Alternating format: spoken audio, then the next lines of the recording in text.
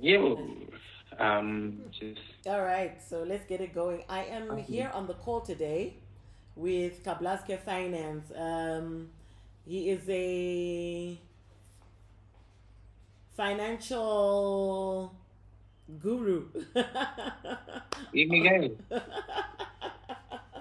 Yeah, one, He is one, well versed in investment and personal finance, and we're just going to talk to him about, his social media and a little bit of what we can do to make 2026 better financially.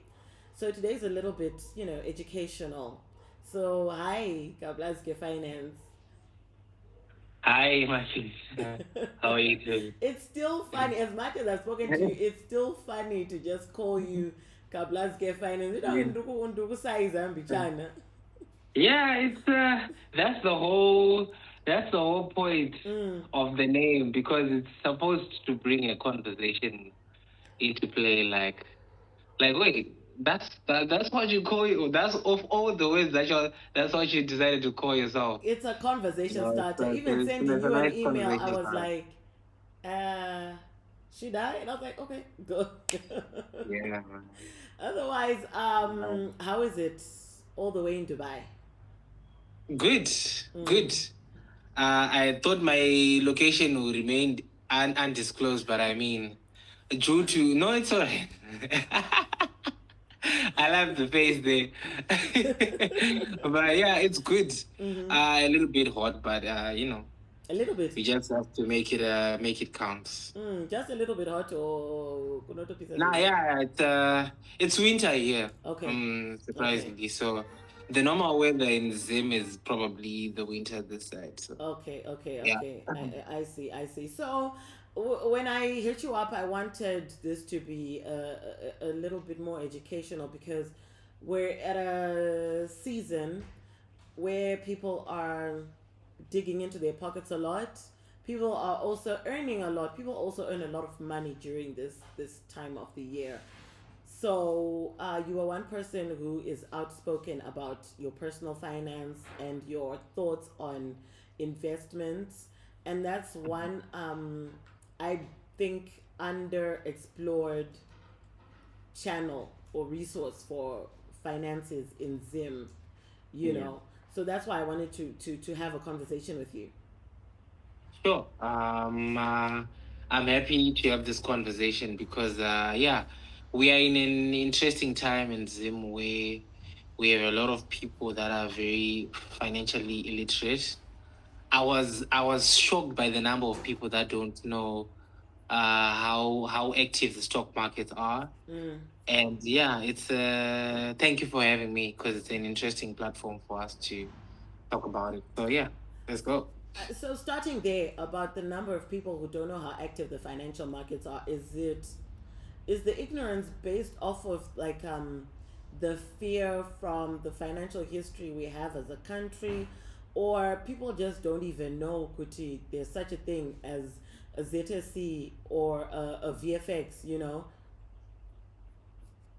Well, from my analysis, I came up with two reasons. Mm, The first one being trauma, of course. mm, There's this thing that is only found in Zimbabwe that we call hyperinflation induced trauma. mm.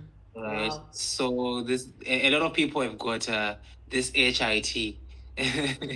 you know, that trauma is mainly in those millennials, mainly. Gen Z, I usually. So mainly millennials, probably, and some baby boomers, right? Mm-hmm. So this is like generational wise. Mm, So these are the people that were very active in the market during that 2008 mm, era that we had that hyperinflation mm-hmm. period. But then the the most of them left the market and they were just discouraged. Okay. The ones that are still there are the ones that are very skeptical about what they do, very risk averse, and the others are just thinking that this is not going to go anywhere, because they are just getting those kind of flashbacks. Then the other majority is, of course, the younger generation, the youth, that actually do not know what the market has in store because they were raised by these people that have the trauma. So Okay. now you've got people that are not talking about these with their kids. Mm. And these are not the conversations that are very much heard in an environment of education like your high schools, your colleges.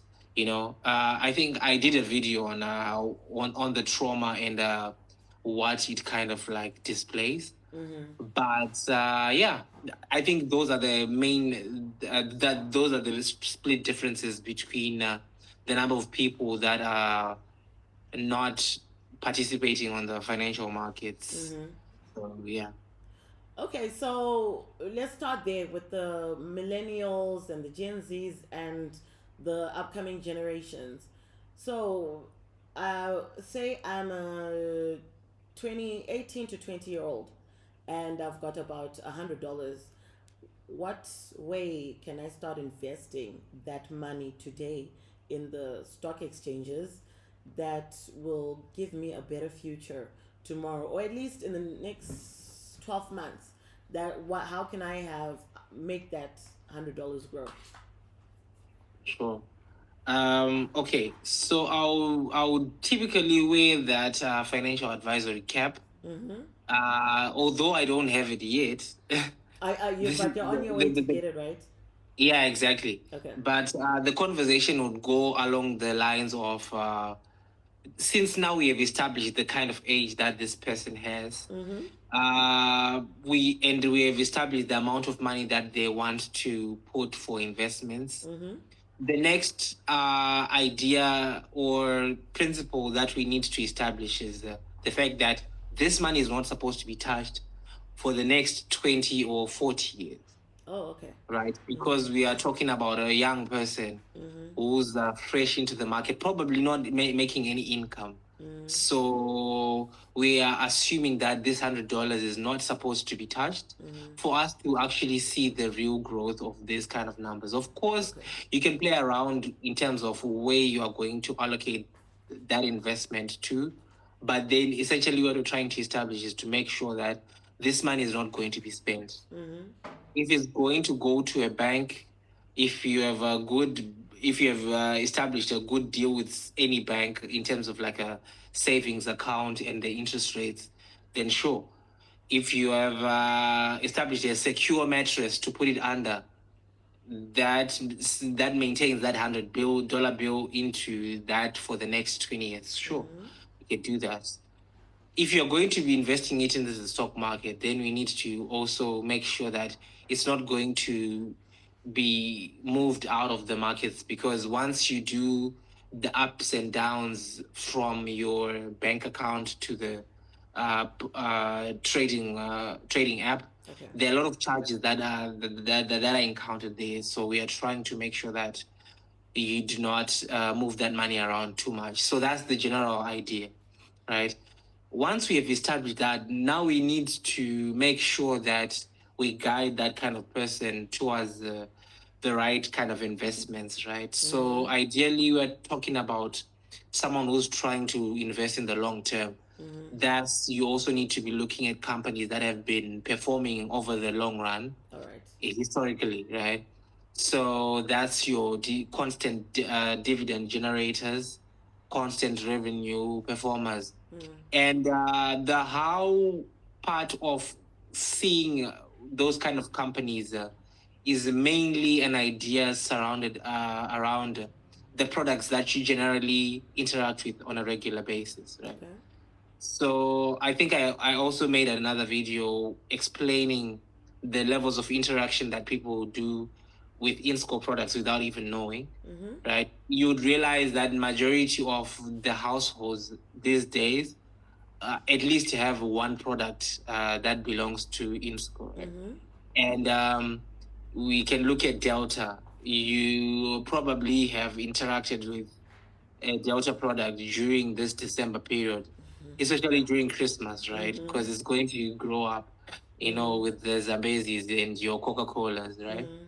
Then we have products like insurance services and banking products. In fact, all of the banks that are in Zimbabwe are actually listed on our stock market. Okay. So except for a few like Bank ABC and EcoBank Okay. and others, right? But the majority, like the bigger portion of those kind of banks, are still on the market. So if you interact with those products, you can be able to make an Informed decision. assessment of how well it's performing and how well you have been seeing it in the market. So that can give you a basic consensus of where to put your money in. So you can just do it trial and error, testing out all of these kind of products, checking their financials. So yeah, because what's always encouraged is to make sure that people do their own research rather than just sticking to the word of one analyst, because some researchers say the S&P 500, like we're talking about the US, right? The S&P 500 has been outperforming many portfolios of well-skilled investment managers. So sticking to the general known things that are well to perform is also a good idea, just following the crowd on what works and sticking to that. So yeah, that's the kind of conversation you want to have with someone that is of that age with such an amount. Okay. And someone who's 30s to 40s, how would you go about telling them to invest their money if they haven't been investing before?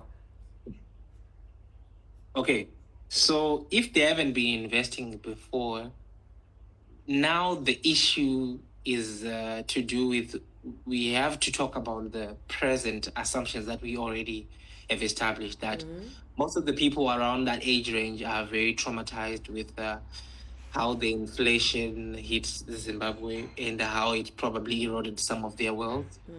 And if they haven't been participating on the market, we need to understand why. Because some of it could be just the lack of the exposure and education around the financial products, and what is deemed possible within the market. So it's just a matter of education, right? So we start having these kind of conversations of analyzing all of these companies. I think in the near future I'll be doing something like that, where we are looking at one company each week. Okay, all right. So we finish all the listed companies, right? That's good. So that then helps keep the conversations going with the people that are already at an age where they have made some certain level of income. They probably have some investments, probably in real estate or assets like your commodities, they're probably doing some projects or making some very, very good income with their side businesses or even at their places of employment, right? So yeah, it's just a matter of making sure that they are able to understand, because already you're dealing with someone who has a brain that is able to reason thoroughly, right? So you'll be like, Immaculate, this is in school. This is the possibility. This is what you can do. Yeah. This is the Zimre Holdings. This is Zimplow. This is Westprop. And this is what's possible, just making you appreciate what is there, because probably once we do that, then it sparks some level of curiosity on your end, which helps you to do that research on your own, which then leads us to getting you on the stock market. And for clarity's sake, are the stock markets in Zimbabwe performing? Well, yeah. Well, the overall image would suggest it hasn't been, because I think, is it over the last 4 years, the market cap has fell by 1 billion. Okay. Right. So it has been around the 4 point something. till now it's at the 3.4 market cap. So what do we mean? We mean that the overall market value of all the companies that are listed is around 3.4 billion US dollars. But also that also has to factor in the companies that delisted, Okay. the companies that were also added onto the stock market. So a lot of things come into play when you start talking about those kind of numbers. But then overall, it looks like the market hasn't been performing, right? But when you then break it down and look at it on an individual scope, you're able to appreciate the good companies. And some of the good things about our stock market start appearing, right? So we have companies that have been listed since 1984, right? And we also have companies that were listed before you and I were even born, right? So, and most of those I wasn't companies born in you check, '84. huh? I wasn't born in '84. Yeah, exactly. Yeah. So already we have passed our birth ages, right? Yeah. So you know what I mean. So already we are talking about companies that have been there for a very long time, and there is some certain level of track record that is there. When I was in college, we once did a research looking at the stock market performance in terms of trying to predict the future. But anyway, that's another topic, right? But essentially, what you then realize is that you remain with around 14 to 15 companies Okay. that you can safely put your money, even back in 2020. Okay. And till this day, you would see some notable improvements on your investments. And also, we're talking about some of these companies have moved from the US, from the local currency market to the foreign currency market, right? So there's some significant jumps. And a worth mention is to go to companies like Padenga, that has been able to make over like 380% jumps in terms of numbers. We also have Simbisa, we have Inscore, we have First Capital, that's a bank. We have companies on the ZSE like Zimre Holdings currently, which is the overperformer. I'm sure if you can broadcast this image on this podcast, Okay. so that the viewers can be able to appreciate what we're talking about. But Okay. this is just to show that in as much as the overall image can suggest that the country is facing challenges, and evidently so, we can see those challenges with companies like OK, right? That has been performing very badly. It's down to around $24 in real value if you had invested $100 in the beginning of the year, right? So but regardless of that, we still have some good performing companies. So I feel like a lot of people need to be looking at our stock market on an individual scope, right?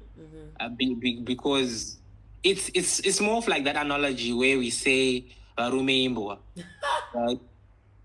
But then very much we know that some of these houses, some women are very happy and very satisfied. Yeah. So, and if we ask those kind of people, they'll be like, nah, I don't know what you're talking about, right? So yeah, it also goes to that thing where you like, if you ask an INSCO shareholder, they'll be like, what suffering are you talking about? I'm good, Yeah, and some Delta shareholders that have been holding on to their shares since to the 2000s, they'll be like, yeah, things had gone down, but the net effect is still positive, right? Yeah. So there is that aspect into the market which we always need to consider, and it's not supposed to be a bundled up assumption. Okay, so who is investing in the stock market for? Who qualifies to invest in the stock markets? Okay, So I always start this conversation with a number, right? So you would want to know that the average income in Zim is around $250 per month. So we are talking about the average Zimbabwean, right? So the average Zimbabwean makes $250 per month, which is 6,000 a year. And if we look at those kind of numbers, we would realize that if you put 20% of that money, which is around $50, at the end of a year, like 12 months, that money would accumulate to $600, right? So my advice, if you want to be starting this investment journey, you just need to make sure that you are making a consistent level of income, right?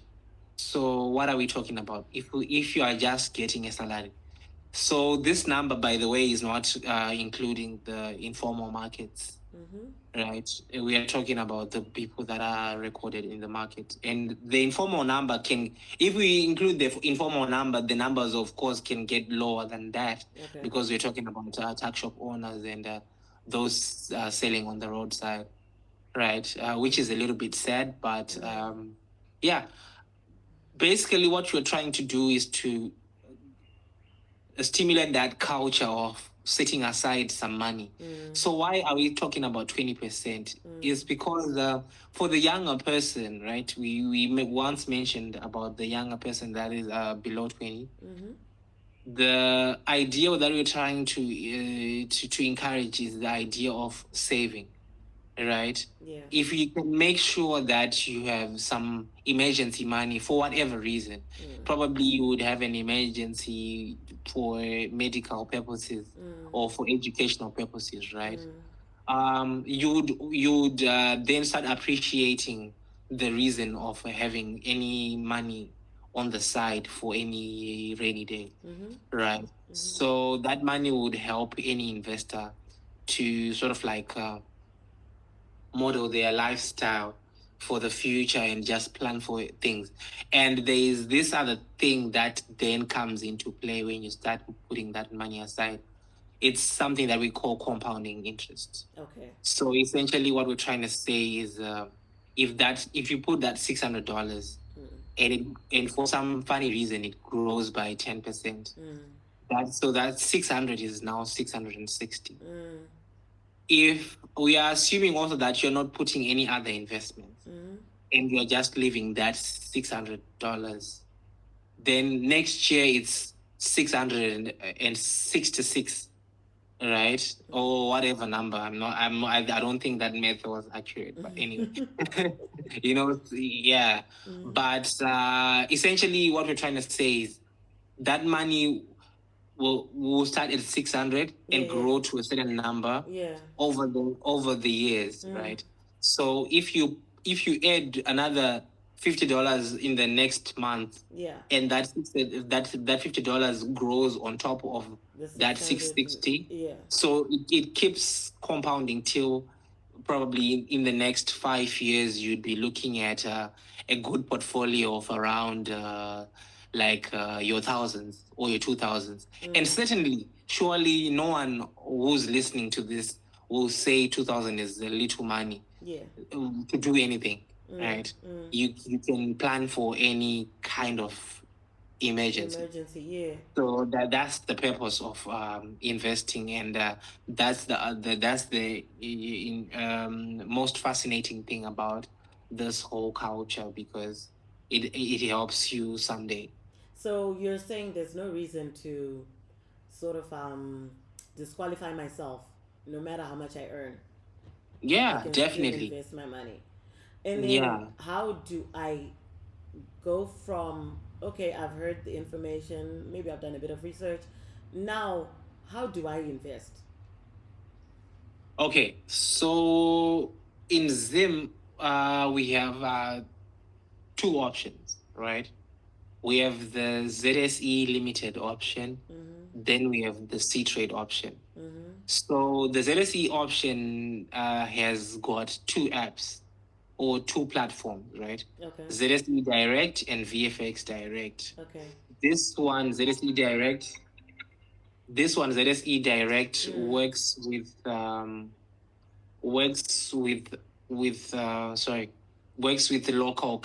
local currency listed companies.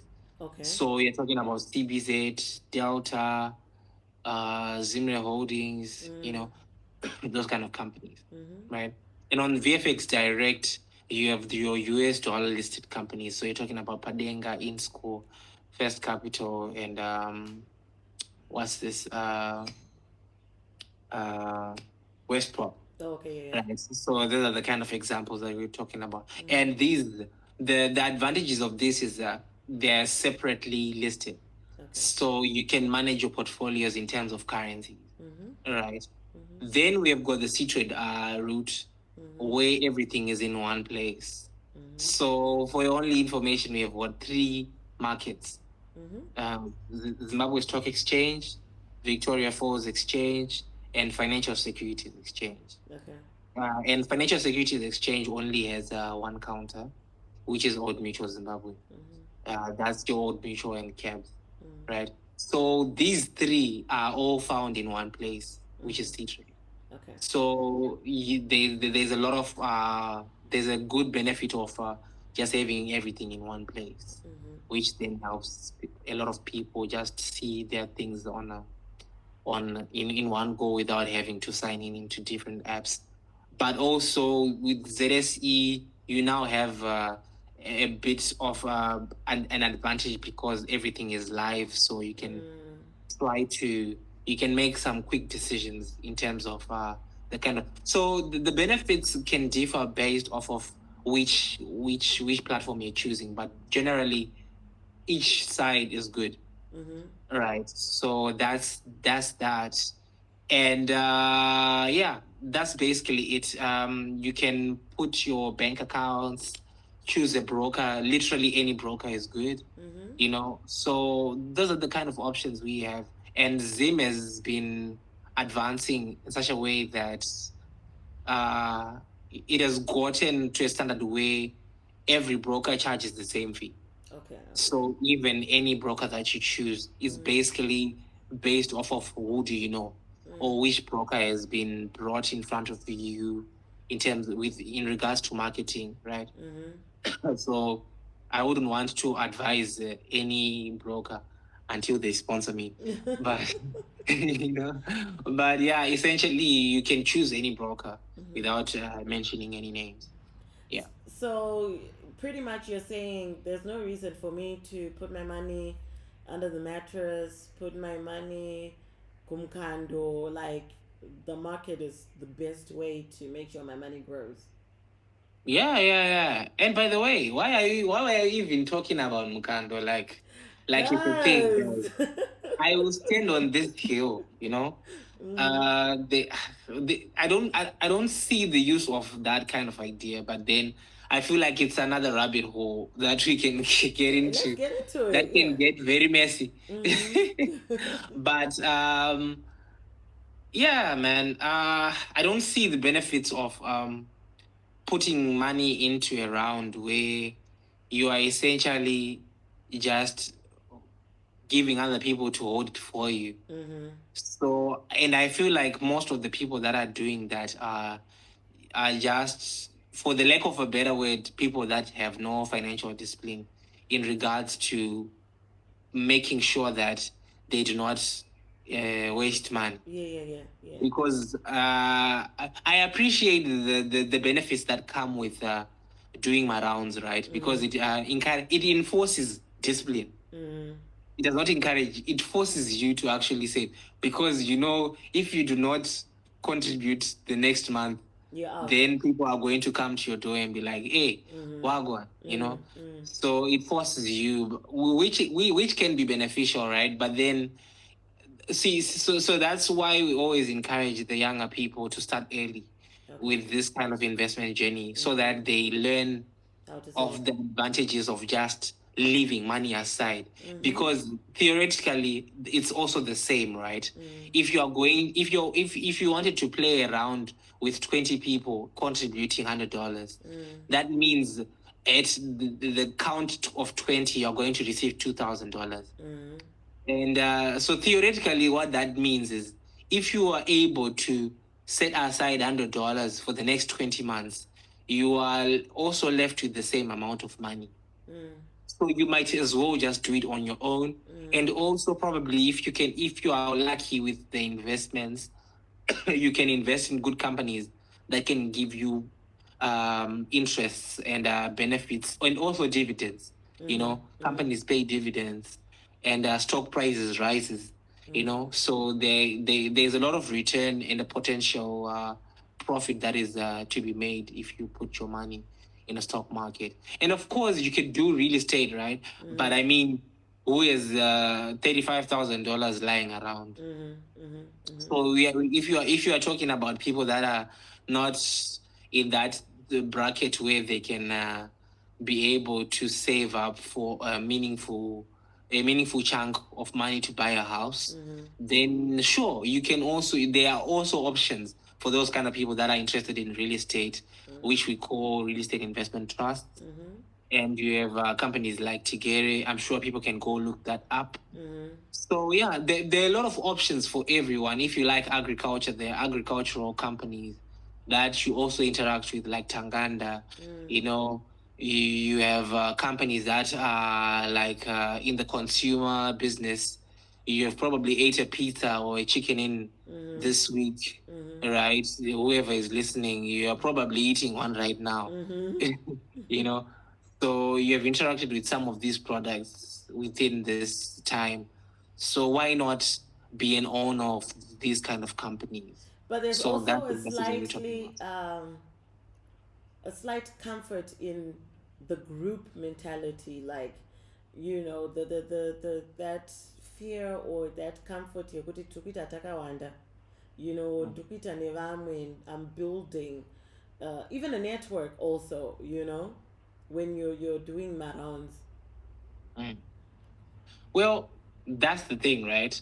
And I'm glad that you say that, because the markets also have another option for people like that. Okay. Right? The C-Trade came up with this brilliant idea called investment clubs.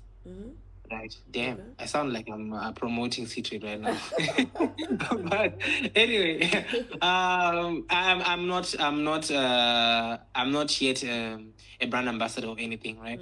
But this is just to show you that a lot of thought has been put into some of these investment vehicles, right? So how investment clubs work is people gather their money into one account. So C-Trade has given people the platform to combine their money and invest or in a group, right? So you have one chairperson, the owner of the group, or a group admin, what we call it in WhatsApp. So that group admin is the one who is in charge of making the investment decisions. And the benefit of that is also, we can also find it when we are doing rounds, is there is some form of agreement and some form of alignment in terms of what you're going to buy. Yeah. Right. Kuma rounds wano agree on this month we are buying a mafuta. Next month we are buying my rice and all of that. Then they share equally, right? So with investment clubs, what we're trying to say is if we have $100 saved up aside every month, at the month end, if the group has 20 people, and that's the maximum, by the way, if we have 20 people, we have $2,000. And that $2,000 can be used to invest in a single company. Okay. So people can buy companies like Inscore, Delta, in a group type of structure. So now as a group you own more, right? And of course shareholding is divided equally based off of the money that you contributed, but that's very technical and a little bit nuanced. But we can get into the weeds in a video that I posted about investment class. But Essentially what they are trying to do is to encourage that group level of mentality, because once you are now in a group, you have encouraged conversations in terms of where you are putting your money. And if I say as a group leader that guys, we are buying in school, and someone says no, right? Then we are now having that conversation. We are now saying, why are you saying no? Then they bring up their facts till we agree, right? Of course, the chairman has got the final say, but I mean, at least you are in a sort of group where you are agreeing on what are the next steps and what you are putting your money in, right? So yeah, it's very beneficial, and I feel like that's the best way for people that function better when they are in a group setup. So yeah, the options are there. Okay, that's it. Datende ukamkanda. You see what I mean? Datende Yeah. So, I've got a group of my girls. We can just go to C-Trade. Will they give us sort of? I mean, and do we want Pinzanya C-Trade? So I'm just gonna ask you. Will they give us like sort of like an investment advisor to maybe sit us down and give us a little bit of educational, I don't know, before we start, investing? No, because what it does is, see, that's the thing, and the main reason why I started my channel is the assumption with markets is you already know what you're doing, right? So, and I realized a lot of people don't actually know what they are doing in terms of financial literacy. So that's why we started trying to educate people on what's there and what are the options, right? And yeah, I feel like it's going to be an interesting thing if we can get people curious enough to be able to say, I do not understand what this is about. Let me make the research. Let me make the effort to look on what it's all about, so that when now you have some money set aside, you're able to say, I have this kind of information. Where else can I get the information? Oh, great. There's another guy who's talking about Zimbabwean stocks. Then if this information matches, then you are able to make an action. If this information clashes, then one of us is wrong. Right. Yeah. And sometimes I could also be wrong, right? I think I talked about one time, I mentioned about my bad decision in keeping an okay stock, even though I saw it going down. But then I was just hoping that it was going to go and recover, but that wasn't the case. That hasn't been the case lately. So, those are the kind of bad decisions that can also be done. So it's not that anyone is perfect. But there's a certain level of curiosity that needs to be encouraged internally for you to be able to say, I don't know about this, so let me go and get more information, so that I can become better at that skill. It's not as difficult as it seems. Exactly. So, looking at where we are in Zimbabwe, are we able to also have access or take advantage of other international markets? Like, I know people are gonna watch. I want to get into, we all want to buy the Teslas, the Apples, the big listed companies on the New York Stock Exchange or London. Can we take advantage of that? Yeah, good question. So I've tried, honestly. I've tried, and I feel like there are some people that have got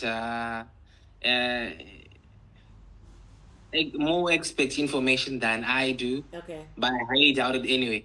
But I sincerely believe that our country is in a locked state, because when you try to open accounts with some brokers like eToro, immediately you're going to be welcomed with the message that the region that you're in does not allow Mm. that kind of thing. Or even say you're probably using a VPN or something. Mm. When you try to link your card, and you have to put the location, right? And unfortunately, every debit card is geolocked, right? So it's able to identify where it's from, where the card was originated from. So once it picks Zimbabwe, then it says your card is in a unsupported region, right? So I feel like that's the major hindrance. But I've heard of people mentioning that we're able to invest in South Africa. Okay. That's So good. I feel like I heard that there's an option to Okay. do that because there's a broker that accepts Zimbabwean Visa cards, so that you can fund your account there. Then you start buying Okay. South African markets, which also, because on the South African market there's this ETF that tracks the S&P 500. Oh, Yeah, okay. yeah, yeah. All So right. probably if you want to invest in US markets, you can do it through the South African the Joburg Stock Exchange, right? And I feel like that's an option, and without taking any credit from South Africa, I feel like South Africa has got good companies that have been performing. Yeah. But the biggest so far has been Zambia mainly, Oh, wow. right? Okay. Yeah, our neighboring countries are doing the most, right? Zambia has been doing well in terms of the stock market, and we have got Kenya that is on a third-year streak in terms of outperformance of other African countries. So these are the kind of things that people need to know, that it's not even about just Zimbabwe alone. Sure, if you are living in the diaspora, you can pause this video right now and chat GPT how to invest in Kenya. Surely you will find an option if you are in the UK, if you are in South Africa, if you're in the US, right? Just pointing out the most popular countries where you can find other Zimbabwean. Yeah. And probably you're like me, you're in the UAE. There's an option for you to invest in the international market. And probably if you are also a resident in another country, you also want to be investing in where I am, or probably another market. Yeah, sure.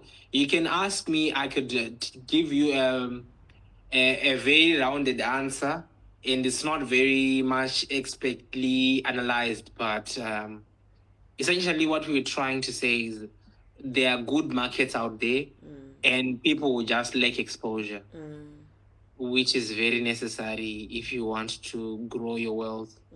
Because munhu wese ane mari kuZimbabwe, they've seen outside and how people are doing it, and they've been able to introduce it into our country to a way that the service is well accepted and they make the money. Okay. Well, I really appreciate you giving me your time because when I was reaching out to you, it was so important for me to sort of like delve into these areas of financial literacy because I feel like, as educated as we are, very often financial literacy is also um, compartmentalized in our education. Like, if you don't do accounting, uh, you know, you can do other things that make money, but that financial literacy can skip you. And it's been important for me with this podcast that we build, or at least we get conversations going about financial literacy, especially for women and for young women, for women watching, is so important to me. So I really, really appreciate you for giving me your time. Yeah, it's also been an honor, eh? And look, I love this idea of making sure that people know what is happening in the country and the options that they have. And I feel like also your platform has the capacity to get these serious conversations started, where we can capture everyone. And I can safely say I'm one of the lucky ones who has started. So thank you for having me. And hopefully, when we get to that 1 million subscribers on this podcast, I'll be like, oh, I was the first one, guys. Look, go down to 2025. You will see you will see this video. Yeah. So yeah, thank you for having me, and hopefully we can have this in a physical space Absolutely. again. Just getting getting to see where you are in terms of the financial literacy journey. So yeah, definitely we need a part two. We definitely. I will be. Come to January 2026. I'm off. Exactly. Yeah. Well, thank you But yeah. very much. And just a little bit about you, how people can get in touch with you, where you are located, what you might have upcoming that you might want people to know. Okay, so I started this content creation journey in October. Yeah, October 2024. Okay. So the idea is to just keep growing and just trying to educate the youth. Currently, I am outside of Zim, so but I'm also available on WhatsApp. Sadly, I cannot give my WhatsApp number to everyone. So, but then there are some few select people that come to my DM that I can give my number so that I can track their progress. And yeah, you can get in touch with me on my email, KaBlazkeFinance@gmail.com. And they can follow me on YouTube, KaBlazkeFinance, TikTok, KaBlazkeFinance, Instagram, KaBlazkeFinance, Facebook, KaBlazkeFinance. Yeah. So yeah, we are on almost every social media platform. We are planning on going to X, right? We are planning on getting that capital markets advocacy award next year. Okay. So I hope everyone who's watching can be able to go on my socials and just click that follow button for the next videos. We will be also getting into classes where we are teaching people how to navigate the Zimbabwean stock market. Yeah, I'm not offering financial advice yet. So probably along the way, I'll start documenting that journey of getting to that place where we can safely say buy this, sell this, or hold this, right? But yeah, the journey is going to be quite interesting. So okay, so yeah, about two more quick questions before you go. Sure. Finances, personal finance, and personal development are so linked. They're what things would you advise somebody to do that may not be financial but may build themselves up to be in a better financial position next year? And the last question, once you get through that one, is has your personal financial life gained for the better since you started investing in the stock market? Okay. Good question. Okay, so I'll start with the second question. Yeah, of course. Of course, the ansana nebeg zvekuti ndinotomira paside nemaboss nana mukoma nana Victor, I'm not yet in that position, but I can safely say the little money that I have invested to shoma tichinaka itikotu kwakura, so I'm just hoping that the next phases are where we get to a place where I can safely say we've invested 100,000 in the stock market, and we are now doing that full time, so that people can actually see the benefits of managing a portfolio properly and tracking all your investments accurately, because while my portfolio has grown, there are also underperforming stocks, right? I've mentioned about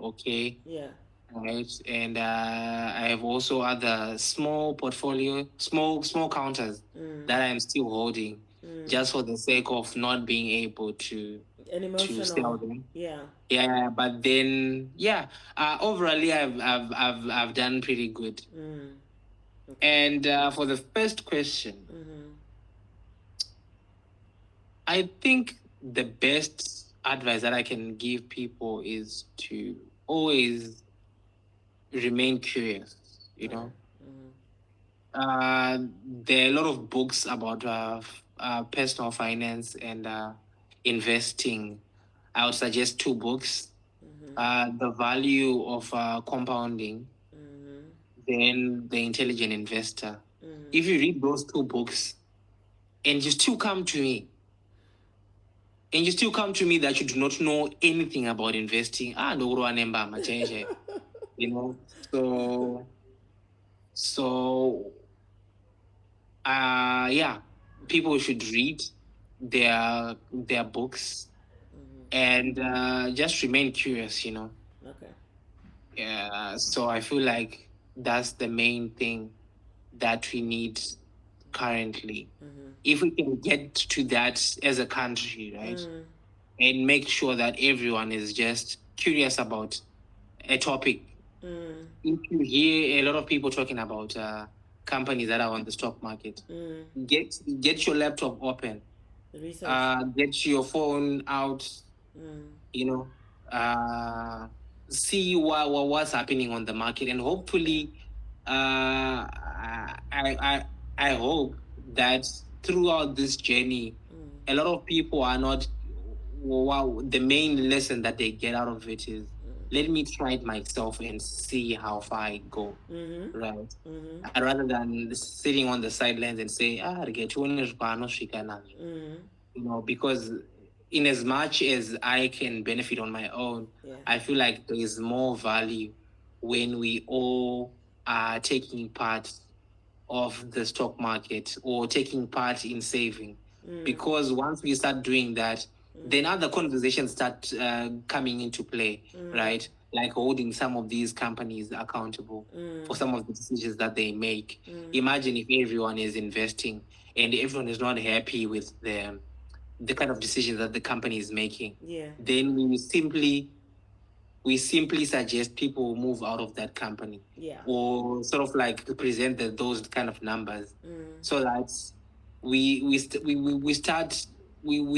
start also moving along with the performance of our country in general. Because once you put your money in a place, you're also encouraged to know more about it. I'm sure there's a Bible verse that goes along those lines. Where man's treasure is where his heart is. His heart is right. So impressive. I know my Bible. So I feel like if we can work with that principle, then there's no going wrong. Right?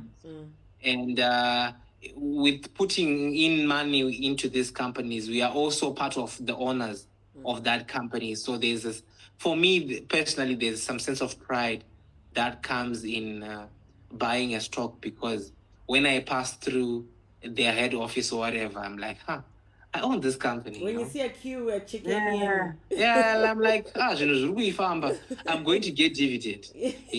So there's some form of happiness that comes internally for me personally. So I just hope we keep people in that same mental space. But that's basically my advice. I really, really appreciate you for your time, and I hope one of us, either I'll come to Dubai or you'll come back home, and we will do an in-person. Even before that, I think I'd like to do I have projects that are home. Okay. So I've been back home a couple of times. Okay.